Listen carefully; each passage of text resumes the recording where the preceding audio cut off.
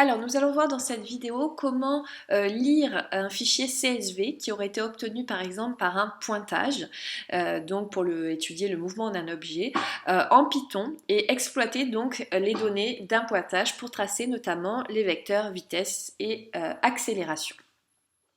Alors, dans un premier temps, il va falloir donc télécharger le fichier CSV qui s'appelle ici chicane.csv. Donc, vous allez commencer par le télécharger sur votre ordinateur. Donc, pour le télécharger, vous cliquez dessus. Alors surtout, vous ne l'ouvrez pas avec Google Sheets. Par contre, vous allez aller sur les trois petits points qu'il y a en haut à droite parce qu'on voit bien qu'on n'a pas l'action télécharger. Donc, on va d'abord l'ouvrir dans une nouvelle fenêtre. Et une fois que vous l'aurez ouvert dans une nouvelle fenêtre, va apparaître ici la flèche de téléchargement. Et donc vous allez cliquer dessus pour le télécharger.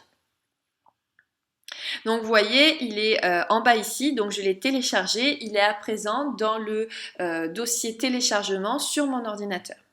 Donc une fois que vous avez fait ça, vous revenez au devoir proposé dans Classroom. Donc ce devoir, il y a deux pièces jointes. Donc le fichier CSV qu'on vient de sélectionner, qu'on vient de télécharger, pardon, et le devoir sous forme de collaboratory, donc c'est-à-dire le programme qu'il va falloir compléter comme on l'a déjà fait donc dans le devoir maison. Donc vous cliquez sur le fichier collaboratory et là, comme cela a été déjà fait, donc vous allez ouvrir donc ce programme à compléter dans Collaboratory en cliquant ici au milieu sur Ouvrir avec Google Collaboratory. Donc vous allez avoir accès au programme, donc pas l'intégralité du programme puisque vous devez compléter une petite partie, c'est le programme qui est aussi sur l'énoncé de TP que je vous ai donné. Et donc dans ce programme, vous avez les commentaires qui sont toujours précédés d'un hashtag et écrits en vert qui nous permettent de comprendre le code. Donc là ils ont tous été mis mais par la suite ce sera souvent à vous donc de les mettre. Et la petite partie de code ici à vous de faire pour VY que vous avez normalement faite par écrit dans l'énoncé donc papier du TP et qu'il faudra donc compléter ici. Avant de compléter cela, étant donné que notre code, donc ici, va nous permettre de lire le fichier CSV, il va falloir indiquer en fait à Google Collaboratory où se trouve le fichier CSV pour qu'il puisse aller le lire et qu'il puisse donc créer les trois listes T, X et Y.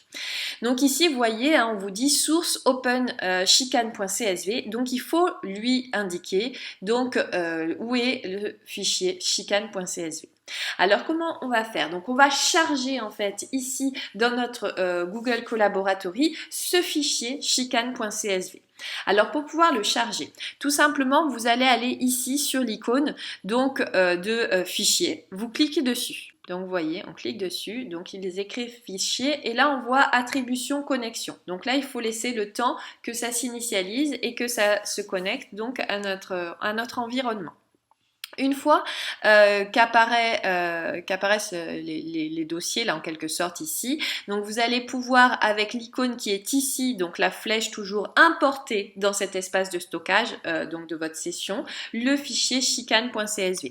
Donc on clique dessus et là on va le chercher. Donc normalement il est dans votre fichier téléchargement, votre dossier téléchargement, donc sur votre ordinateur.